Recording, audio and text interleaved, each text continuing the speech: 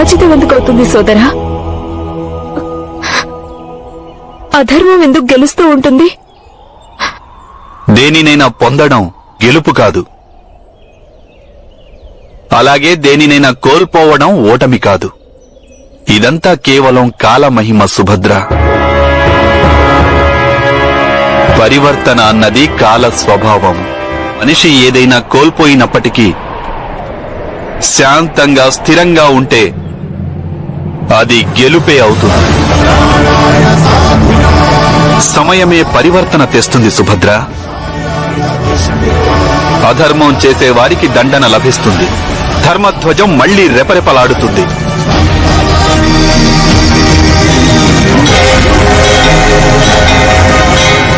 అది పరాజితులైన యోధుల ప్రస్థానం కాదు, అది పాండవుల విజయ యాత్రకు ఆరంభం. మానవ సమాజం స్త్రీలకు సదా సర్వదా క్లేశాన్ని, అన్యాయాన్ని, అవమానాన్ని మిగిల్చింది. మీరు మీ చుట్టుపక్కల దృష్టి సారించండి, సమస్త ఇతిహాసాన్ని తీసుకోండి. ఇదే మీకు కనిపిస్తుంది. పురుషులకున్న ఈర్ష్య, లాలస, అహంకారం, భయం, పురుషుల దుష్ట స్వభావం యొక్క పరిణామాన్ని స్త్రీలే అనుభవిస్తుంటారు. యుద్ధం పురుషులు చేస్తారు,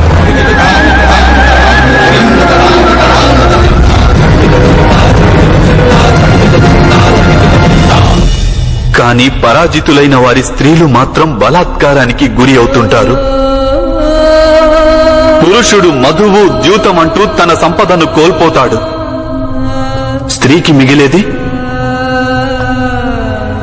మిగిలేది ఆకలి దప్పులే. పురుషుల అహంకారం నిద్రలేస్తుంది. అందువల్ల స్త్రీకున్న స్వేచ్ఛా స్వాతంత్రాలకు భంగం ఏర్పడుతుంది. పురుషులు జీవితంలో ఓడిపోయి తమ కుటుంబాలకు దూరం అవుతారు.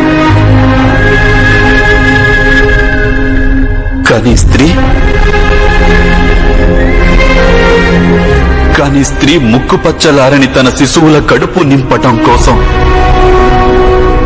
సతమతమవుతూ ఉంటుంది.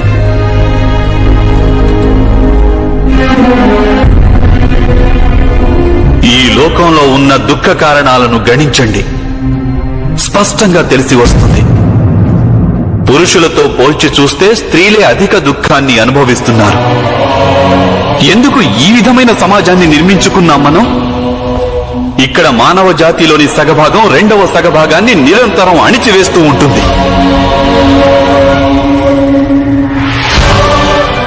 అలా అణిచివేతకు గురైన స్త్రీయే మనిషి యొక్క సమగ్ర భవిష్యత్తుకు జన్మనిస్తుందా? సృష్టినే చూడండి. కొత్త వృక్షానికి జన్మనిచ్చే విత్తనాల చుట్టుపక్కల ఈశ్వరుడు పూలరేకులను సమకూర్చాడు. వాటిని రంగులతో సుగంధ భరితం చేశాడు. ఎక్కడైతే భవిష్యత్తు జన్మిస్తుందో అక్కడ కేవలం సౌందర్యం, కేవలం సౌఖ్యం, సంతోషం, గౌరవం ఉండడం అవసరం కాదంటారా? కానీ సమాజం స్త్రీలకు దుఃఖం కలిగిస్తూ వారి భవిష్యత్తునంతా దుఃఖపూరితం చేస్తుంది. అవమానం, క్లేశం, బాధ, వీటికి గురైన స్త్రీలెవరైనా ఆరోగ్యంగా సుఖంగా ఉన్న సంతానానికి ఏ విధంగా జన్మను ఇవ్వగలుగుతారు? అంటే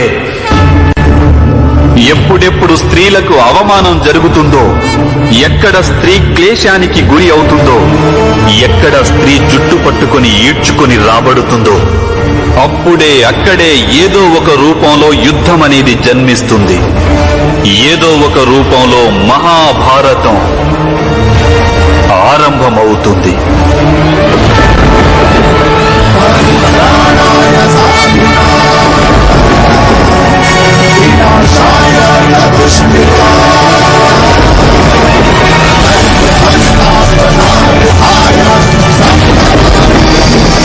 మీరే ఆలోచించండి, పదే పదే ఆలోచించండి.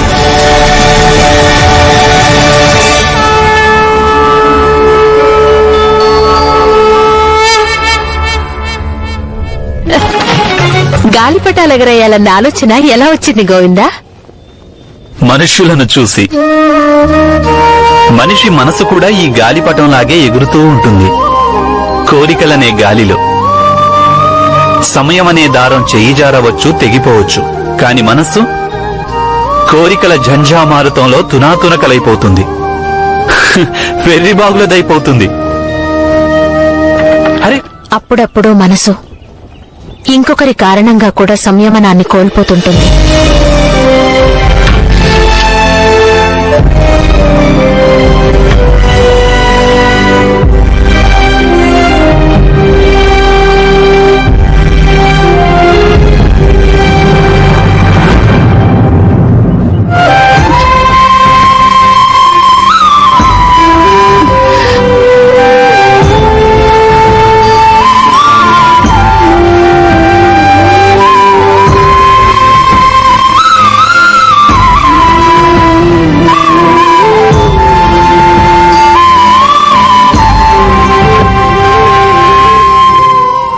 దారం గాలిపటాన్ని నియంత్రించి ఉన్నంత వరకు ఏ బాధలు రావు.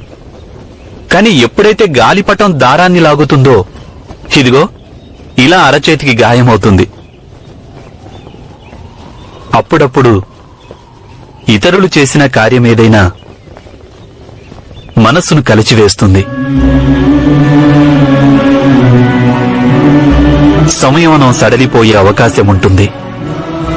కానీ అలాంటి సమయంలోనే సంయమనాన్ని పాటించడం, మన మనస్సుపై అంకుశముంచడం అత్యంత అవసరమవుతుంది.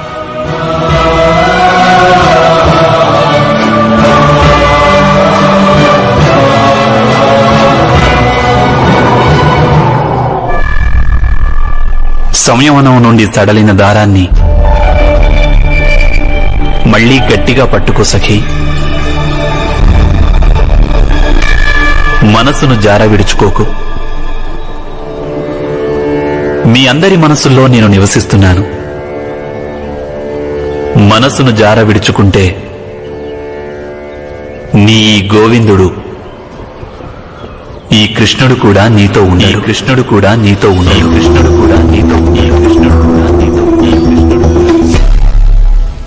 పాపము, అపరాధాలనేవి విషవలయాల్లాంటివి యువరాజా. అపరాధిని అపరాధం చేయకుండా నిలువరించకుంటే వాడు నిరవధికంగా అపరాధాలు చేస్తూనే ఉంటాడు. తన ఆత్మకు నిరంతరం దురవస్థ కలిగిస్తూనే ఉంటాడు. చివరకు తనపై తనకే నియంత్రణ అన్నది ఉండదు.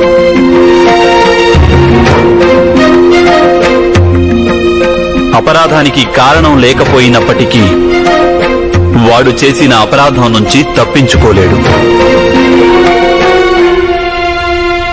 ఏ విధంగానైతే మట్టి తింటున్న బాలుడిని బలవంతంగానైనా సరే మట్టిని తినకుండా ఆపటం ధర్మమో, అదేవిధంగా అపరాధిని కూడా తాను అపరాధం చేయకుండా వారించడం అనివార్యం. అది దండన కాజాలదు యువరాజా, దయ అవుతుంది. ఎందరో మానవులు ఆత్మాభిమానాన్ని తమ జీవితం యొక్క మంత్రంగా మార్చుకుంటారు. జీవితంలోని ప్రతి క్షణాన్ని వారు ఆత్మాభిమానాన్ని పెంపొందించుకోవడంలో గడుపుతారు. కాని వాస్తవానికి ఆత్మాభిమానం అంటే ఏమిటి?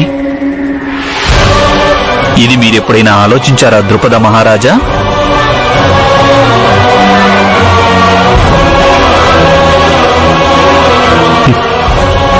లేదు. మీరు ఒకవేళ ఆలోచించి ఉంటే మీకు అర్థమై ఉండేది. ఆత్మాభిమానం ఉన్న వ్యక్తి ఇతరుల నుండి గౌరవాన్ని పొందాలనుకుంటాడు. అందరి నోట అతడు తన గొప్పతనం గురించిన ప్రశంసలు వినాలనుకుంటాడు. తన శక్తి గురించిన మెప్పులు వినాలని వాంఛిస్తాడు.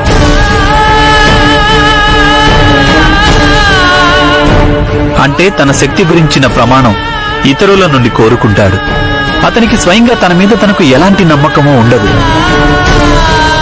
భయం ఉంటుంది హృదయంలో. తను దుర్బలుడనని, తనలో వాస్తవానికి ఎలాంటి శక్తి లేదని. అంటే ఎవరి మనసులో భయం ఉంటుందో వారి హృదయంలోనే ఆత్మాభిమానం ఉంటుంది.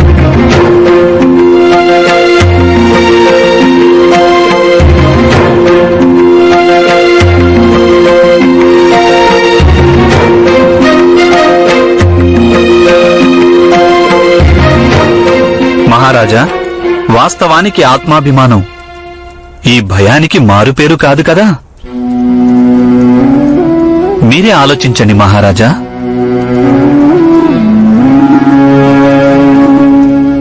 మహారాజా, భయం హృదయం యొక్క కారాగారం అయితే ఆత్మాభిమానం ఆ కారాగారానికి వేసే తాళం. మీరు మీ విషయమే చూడండి. ఆత్మాభిమానంతో బంధింపబడిన వ్యక్తి హృదయంలో ప్రేమ ప్రవేశించజాలదు. ఓ జీవితం అంటే ఏమిటి, అలాగే మృత్యు అంటే ఏమిటి?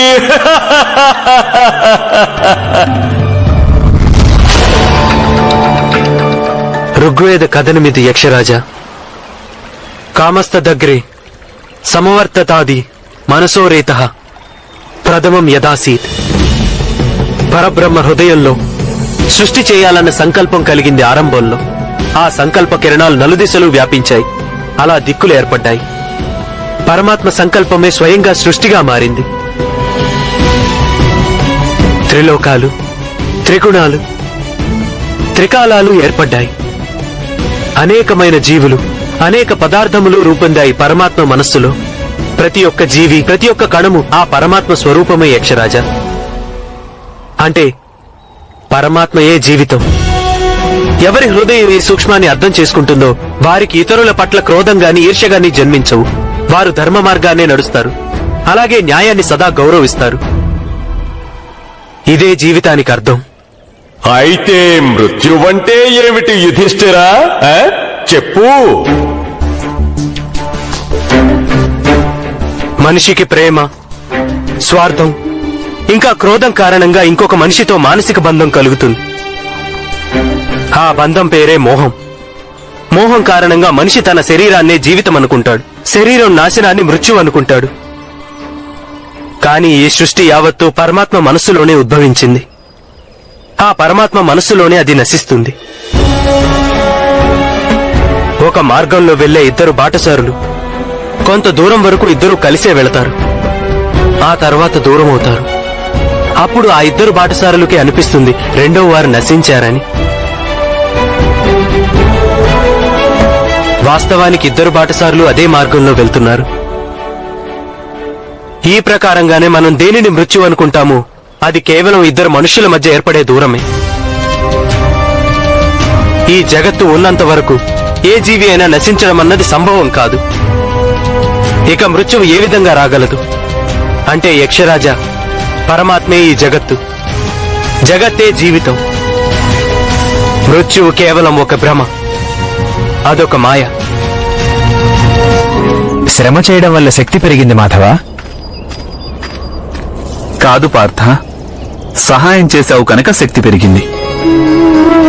ఎవరికైనా సహాయం చేస్తే సదా శక్తి పెరుగుతుంది.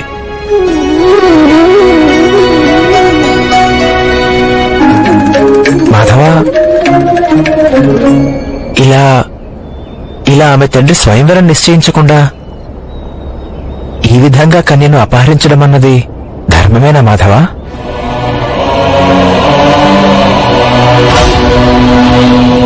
స్వయంవరం నిశ్చయించారో లేక నిశ్చయించలేదు, ఒక స్త్రీ కోరికకు వ్యతిరేకంగా ఆమెను అపహరించడం అన్నది అధర్మమే అవుతుంది పార్థ. వాస్తవానికి ప్రతి ఒక్క ప్రాణికి తన జీవితాన్ని తన ఇష్టానుసారం జీవించే అధికారం ఇచ్చాడు ఈశ్వరుడు.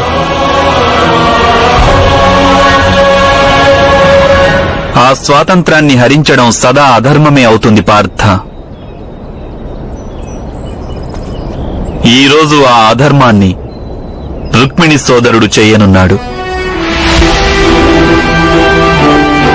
నేను కేవలం ఒక స్త్రీని అధర్మం నుంచి రక్షించేందుకు వెళ్తున్నాను పార్థ.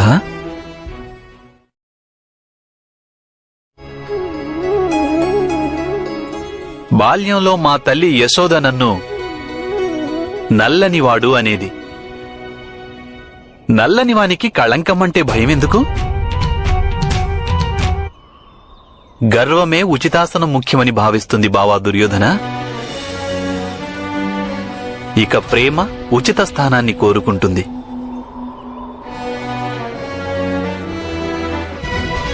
దానం చేసే అవకాశం ఉత్పన్నమైతే అన్నింటికంటే ముందు ఆ అవకాశాన్ని ఉపయోగించుకోవాలి. దానానికంటే ముందుగా చేయవలసిన కార్యం, అటువంటి కార్యము వేరొకటి లేదు ఈ జగతిలో.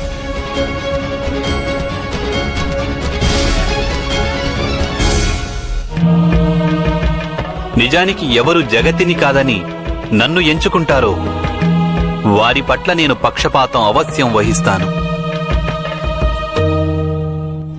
నది జలపాతంగా మారితే దాని వేగం ఇంకా పెరిగిపోతుంది. సమాజం ఎప్పుడైతే అధర్మం వైపుకి నడుస్తుందో సత్వరమే అది అధర్మంలో మునిగిపోతుంది. దీనికంతటికీ కారణం ఆ యుధిష్ఠిరుడే. నాడు ద్యోత సభలో తన భార్యను పందెంగా ఒడ్డాడు. ఇక ఇప్పుడు సమస్త ఆర్యావర్తంలో ప్రజలు ఆ హేయమైన కార్యాన్ని అనుకరిస్తూ వస్తున్నారు. లేదు బలరామన్నయ్య, లేదు. దోషం బావ యుధిష్ఠిరునిది కాదు, అలాగే బావ దుర్యోధనునిది కాదు. దోషం ధర్మంలోనే ఇమిడి ఉంది. అది వంచనకు బందీ అవుతుంది. వంచన ముందు తన శిరస్సును వంచుతుంది. వాస్తవానికి సంప్రదాయాలను గ్రుడ్డిగా అనుకరించడమే ధర్మమయ్యింది. ధర్మమనేది లేనేలేదు. చెప్పాలనుకున్నదేమిటో స్పష్టంగా చెప్పు కన్నయ్య. మనిషి ఎప్పుడూ తన ప్రతిజ్ఞల పట్ల దృఢంగా ఉంటే అది ఉత్తమమే అగ్రజ.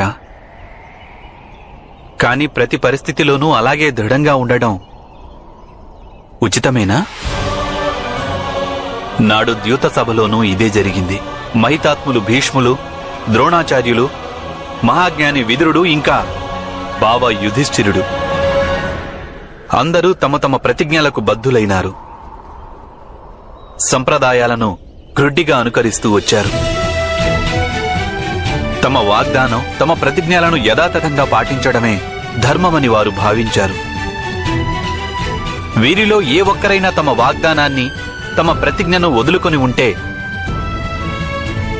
ద్రౌపదికి ఇంత పెద్ద పరాభవం జరిగి ఉండేది కాదు. నీ మాటలకు అర్థమేమిటి కన్నయ్య? అయితే ప్రతిజ్ఞాపాలన ఉచితం కాదా? ధర్మం ఒక వృక్షం వంటిది అగ్రజ. వాగ్దానం, ప్రతిజ్ఞ దానికి శాఖలు. ఆ వృక్షానికి తల్లి వేరు కరుణ. శాఖలు అవశ్యం ముఖ్యమైనవే కావచ్చు, కాని తల్లివేరును మించి కాదు. ఇంకొకరి బాధను నివారించడానికి వాగ్దానానికి భంగం కలిగినా సరే అది ఉచితమే అవుతుంది. కాని ఇప్పుడు పరిస్థితి వేరుగా ఉంది. కరుణ నశించిపోయింది సమస్త ఆర్యావర్తంలోనూ, సమస్త జగత్తులోనూ.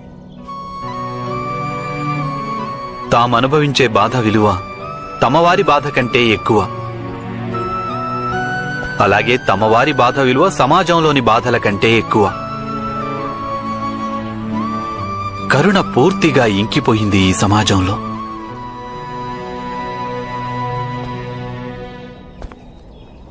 ఎప్పుడైతే సమాజంలో కరుణ నశిస్తుందో అప్పుడు ప్రజలలో ఆత్మీయత నశిస్తుంది అగ్రజ.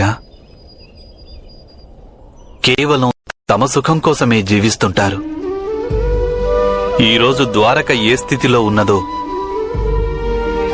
అదే స్థితిలో సమస్త ఆర్యావర్తమూ ఉంది. తల్లి వేరుకు దూరమైన వృక్ష శాఖలు ఎండి కట్టెలుగా ఎలాగైతే మారతాయో సరిగ్గా ఇదే విధంగా ఈ సమయంలో ధర్మం నిర్జీవం అయిపోయింది. ధర్మానికి ప్రాణప్రతిష్ఠ చేయవలసిన సమయం ఆసన్నమైంది అగ్రజ. సమాజానికి మళ్లీ ఒకమారు ధర్మాన్ని పరిచయం చేయవలసి ఉంది. సుఖము, సంతోషము అనేవి గమ్యాలు కావు శకునిమామ. వాటిని మీరు చేరుకోవడానికి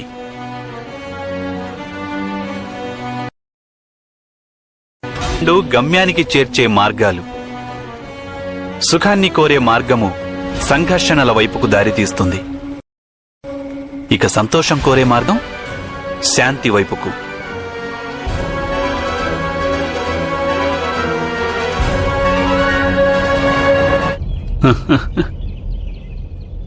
సంప్రదాయం.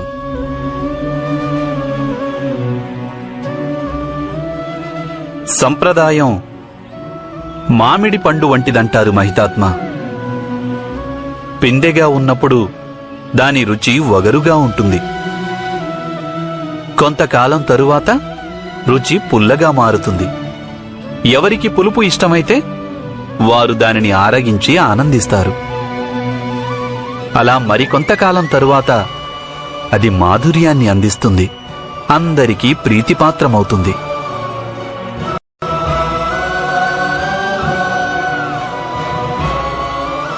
కానీ దానికి అంతిమ సమయం వచ్చినప్పుడు అది కుళ్ళిపోతుంది. దాని నుండి దుర్గంధం వస్తుంది మహితాత్మ. దానిని తిన్నవారికి అనారోగ్యం వస్తుంది. చివరకు మిగిలేది పండులోని ఎండిన టెంకే. అది దేనికి పనికిరాదు. నాకు సంప్రదాయం పట్ల వ్యతిరేకత లేదు మహితాత్మ. కాని సంప్రదాయం ద్వేషానికి కారణమవుతుంటే, సుఖానికి మారుగా దుఃఖాన్ని ఇస్తుంటే, ఇక ఆ సంప్రదాయాన్ని భూమిలో పాతిపెట్టి కొత్త సంప్రదాయానికి నాంది పలుకవలసి ఉంటుంది. ఏ సంప్రదాయం సరైనదవుతుంది, ఇది ఎవరు నిశ్చయిస్తారు? నీవా వాసుదేవా?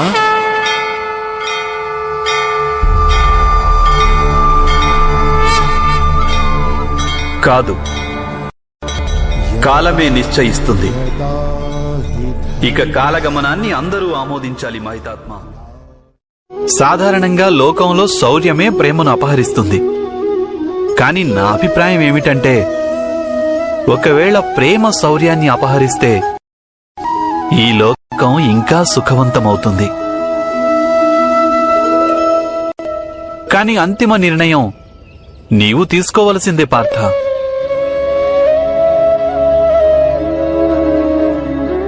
చూడండి, కాళీవారుడు ఇటే వస్తున్నాడు.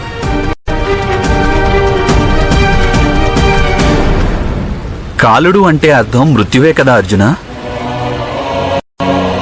అయినా మృత్యువు మనని వెంటాడని క్షణం ఏదైనా ఉంటుందా? దానిని గురించి ఆలోచించడం దేనికి అర్జున? దానికి బదులుగా మన ఆత్మీయులతో సన్నిహితంగా మాట్లాడుతూ సమయం గడపడం ఉచితం. అర్జున, సమ్రాట్ మాంధాత పుత్రుడు సమ్రాట్ ముచికుందిని గురించి తెలుసా? ఆయనే కదా జీవితాంతం యుద్ధం చేసి సమస్త భూమండలాన్ని జయించారు. ఆ తరువాత రాజ్యాన్ని త్యజించి విశ్రాంతి తీసుకోవాలనుకున్నారు. అవును అర్జున. లౌకిక జీవితం శ్రమ అని తెలుసుకునేవాడి శక్తే అద్భుతం. తపస్సు మాత్రమే విశ్రాంతి. లోకుల్లో అధికులు లౌకిక జీవితంలో శ్రమయే సుఖమని భావించి అలసిపోతుంటారు. కాని విశ్రాంతి విషయం గురించి వారు ఆలోచించరు. మనిషి ఎప్పుడూ తన బుద్ధిని బట్టి, పరిస్థితులను బట్టి అర్థాలను తెలుసుకుంటాడు. మేఘం వర్షిస్తే నెమలి నాట్యం చేస్తుంది, కాని చేతక పక్షి ఏడుస్తుంది. చెప్పినవాడి వాస్తవిక అర్థాన్ని కేవలం తెలివైన వ్యక్తే గ్రహించగలుగుతాడు. విశ్వంలో జరిగే అనర్థాలకు కారణం ఇదే. సమస్త ఆర్యావర్తానికి తెలుసు ద్వారకను మీరే నిర్మించారని. కానీ మీరు ఏమీ చేయలేదంటున్నారు. నా మాటలు అవాస్తవం కాదు అర్జున. వాస్తవానికి నేను ఏమీ చెయ్యను. ఇలా తాను స్వయంగా ఏమీ చేయడం లేదని అర్థం చేసుకున్నవాడు ఏ మహత్తర కార్యమైనా జరగడానికి కారకుడవుతాడు.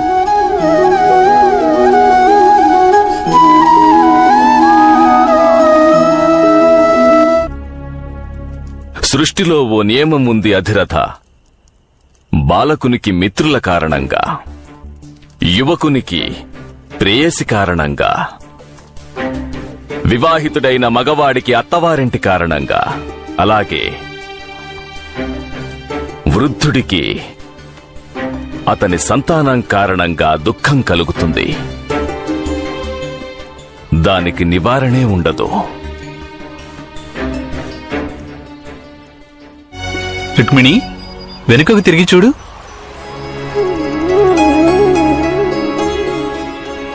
ఏం కనిపిస్తున్నవి నీకు? మన పాదాల గుర్తులు స్వామి.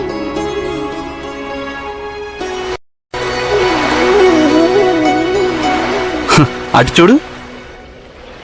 ఆ గుర్తులు నీటితో చెరిగిపోయాయి రుక్మిణి.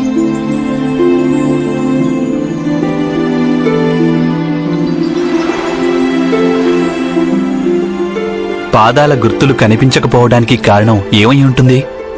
ఆ గుర్తులకు కారకులు లేరని కాదు కదా?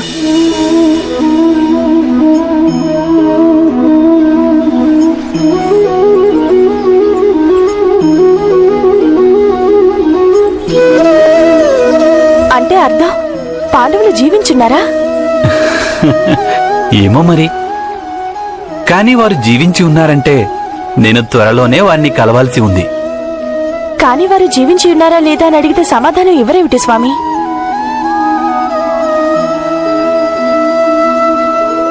స్పష్టంగా చెప్పమనా? దీనికి సమాధానం ఏమిటంటే రుక్మిణి, సమకాలీన సమాజంలో పరివర్తనకు సమయం వచ్చింది. మగధ నుంచి మత్స్యం వరకు, కురురాజ్యం నుంచి విదర్భ వరకు దృష్టి సారించు.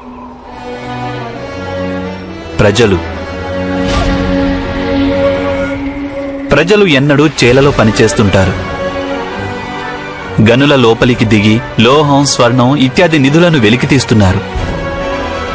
బండలను పగులగొట్టి భవనాలను నిర్మిస్తున్నారు. అంటే సకల సంపదలకు మూల కారణం ప్రజలు. అయితే ఆ ప్రజలకు లభిస్తున్నదేమిటి?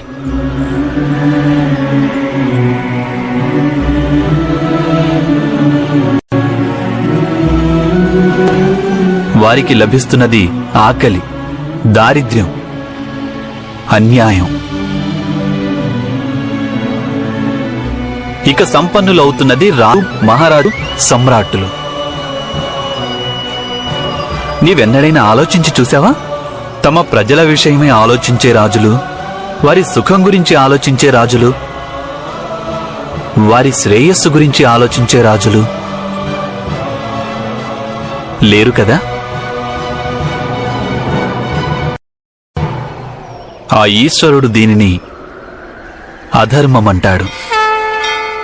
ఈ అధర్మం పెరిగినప్పుడు అప్పుడు లోక కళ్యాణం కోసమని ఈశ్వరుడు కొందరు వ్యక్తులను పుట్టిస్తుంటాడు. వారి హృదయంలో ధర్మం వసిస్తుంటుంది. సమాజంలో పరివర్తన రానంత వరకు, సామాన్య ప్రజలకు సుఖం లభించనంత వరకు